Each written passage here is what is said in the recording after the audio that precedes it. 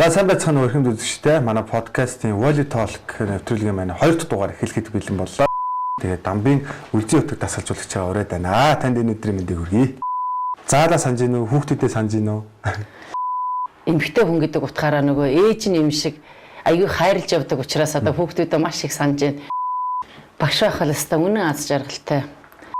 Мэргүү гэдэг багш маань анх намайг энэ спортод хөл тавиулж исэн.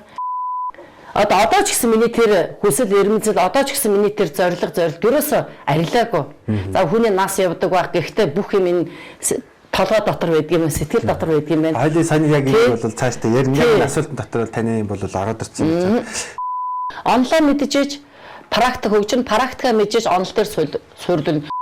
Техникийн зөв суулгаад өгч, тухайн хүүхдийн сэтгүүд оруулаад өгч, дуртай болгоч.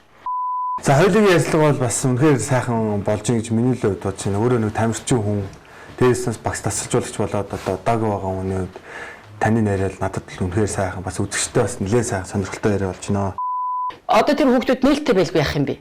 Одоо тэр хүүхдүүд хүртэл буцаагаад багшаа энийг ингэдгийн шүүгээд хэлэхэд пашаалаас би хүлээж авав.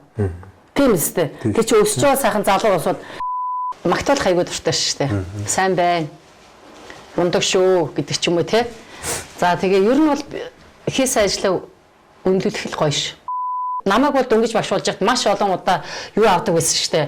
Олон улсын волейболын дасгалжуулагчийн сургалтыг явуулдаг байсан байхгүй юу? Шатны тэ шийдэл отгон байр миний тослог болсон би аяга ахтал. Заагийн юм хийгээр тийм юм хийгээр багш нь халаагаар амар юм хийхөө туслахтай байх юм бол яалчгүй өөрөө ордог байхгүй юу?